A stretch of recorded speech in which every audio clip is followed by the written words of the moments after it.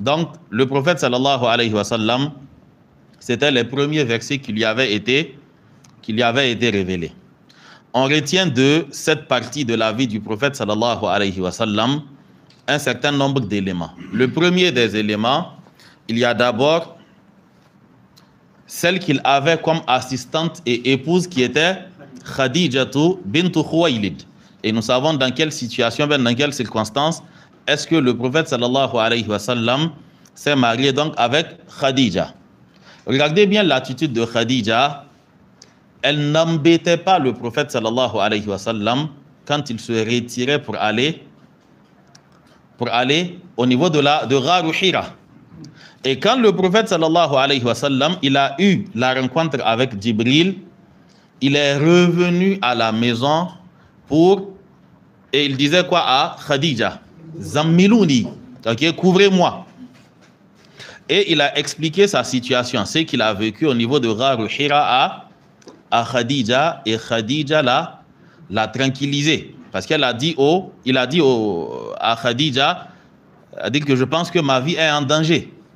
J'ai vu telle chose et telle chose. Et Khadija lui a dit, en aucun cas Allah ne va t'abandonner.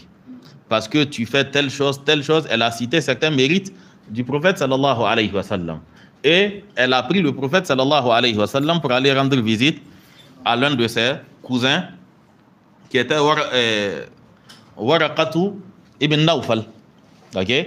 Donc ils sont partis là-bas et vous connaissez la suite donc de l'échange qu'il y a eu entre Waraqa et le prophète sallallahu alayhi wa sallam. La chose lui a été racontée et il dit au prophète sallallahu alayhi wa sallam, comme c'est-à-dire ce que tu as vu en Namous, c'est-à-dire l'ange que tu as vu apparaître, c'est le même qui est apparu à Moussa. Et Allah subhanahu wa ta'ala, c'est-à-dire te vise par une mission. Et il dit au prophète sallallahu alayhi wa sallam, si j'étais jeune, j'allais t'apporter assistance quand ton peuple t'expulsera. Le prophète sallallahu alayhi wa sallam n'a pas compris cela. Parce qu'il était appelé Al-Amin dans son peuple. Il ne comprenait pas comment est-ce que mon peuple va m'expulser. Qu'est-ce qui va se passer pour qu'on m'expulse. Et donc, il dit à Waraqat ibn Nawfal, il lui dit, Amukhrijiyahum, ils vont m'expulser. Et il dit au prophète sallallahu alayhi wa sallam, personne n'est venu avec le message qu'Allah va te confier sans être expulsé par son peuple. Donc, cela signifie que quand tu vois quelqu'un être en paix avec les gens, avec tout le monde, très souvent, il n'a pas touché là où ça fait mal. Ok?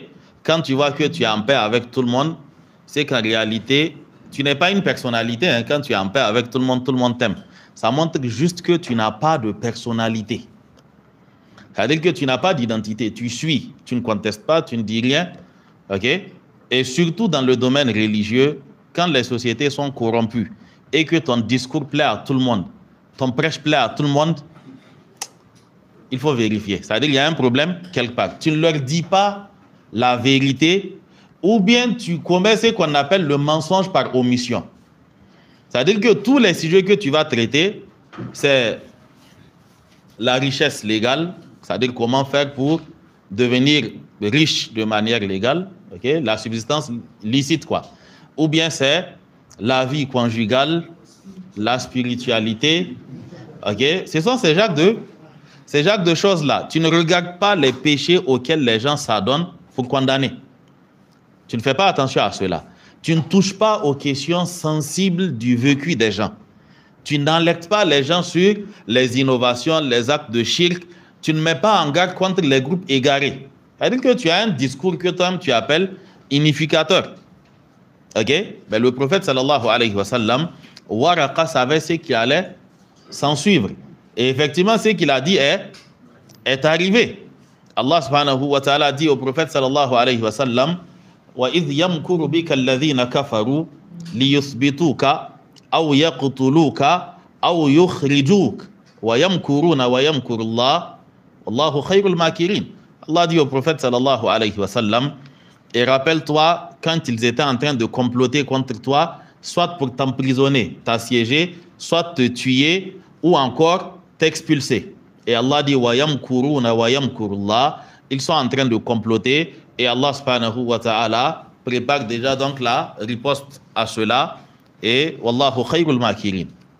Et donc le prophète sallallahu alayhi wa sallam, après cela, ce qui est arrivé, il a été fait prophète et il s'est retrouvé nez à nez contre son peuple. Il a rassemblé les gens de sa communauté quand Allah lui a révélé le verset wa anzir ashiratakal aqrabin, il les a rassemblés. Et il leur a posé une question: si je vous dis que derrière cette montagne, il y a une armée prête à vous attaquer, est-ce que vous allez contester? Et ils ont dit au prophète sallallahu alayhi wa sallam: nous n'avons pas noté des cas de mensonge venant de toi. C'est-à-dire que nous ne nous rappelons pas d'une situation où tu nous as déjà menti.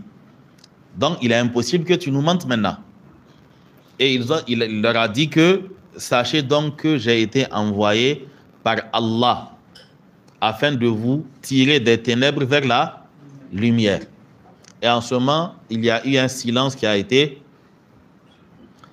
observé par tout le monde. Parce que, comme le disent les Hausa, Baki Mayen Kiawuya, ils viennent de confirmer sa véracité. Tu n'as jamais menti.